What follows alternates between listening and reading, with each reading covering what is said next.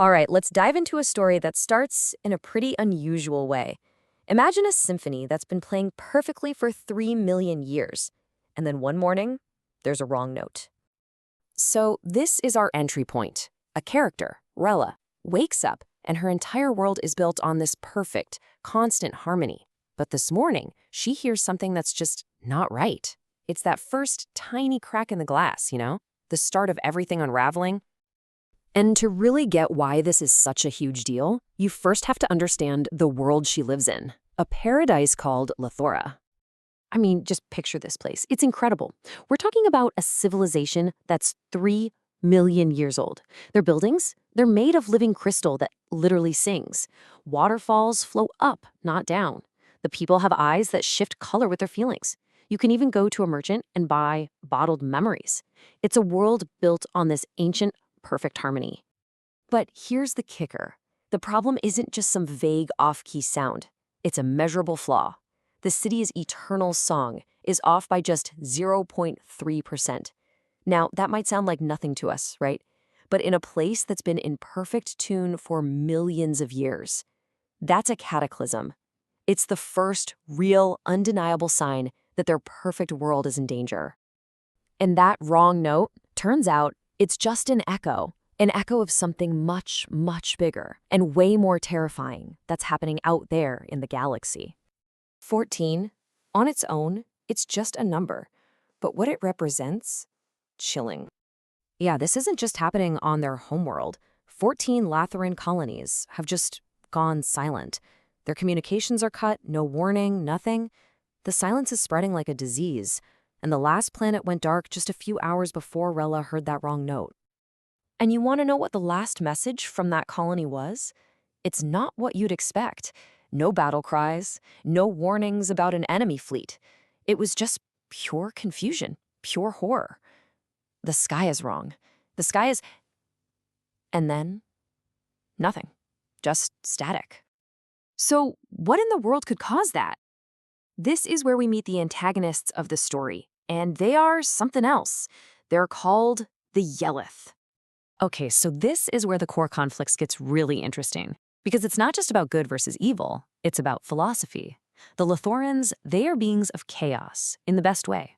Their whole existence is defined by mutation, emotion, unpredictability. But the Yeleth, they're the complete opposite. They are beings of pure, rigid, mathematical perfection. Their ships, their bodies, their laws, everything follows these unbreakable geometric rules. And that perfection, well, it makes them almost unstoppable. Think about it.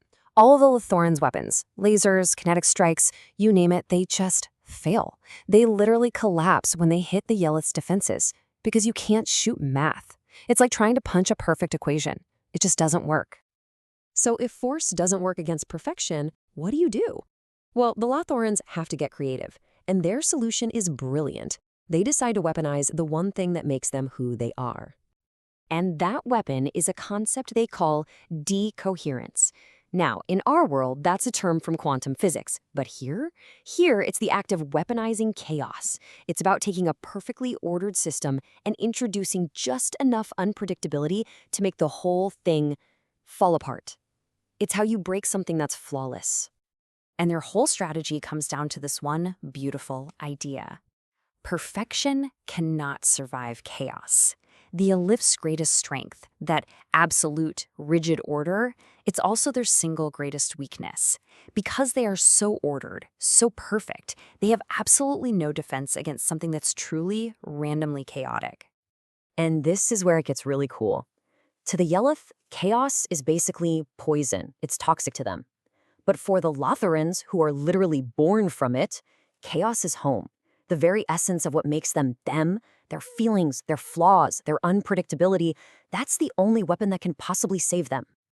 So, the stage is set, the battle lines are drawn, and it's not really between armies, it's between two fundamental forces of the universe, perfect order versus beautiful chaos. So let's just put it all together. It all starts with a single wrong note, a sign that something is coming. We learn that 14 entire worlds have been wiped out, silenced by this mathematically perfect enemy.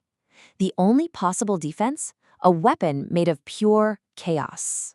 And all the while, this silent, perfect enemy is getting closer and closer to their home. And that brings us to the final, haunting question that this whole story leaves us with. They know what's coming. They think they know how to fight it. But as that silence spreads between the stars, you just have to ask, how much time do they really have left?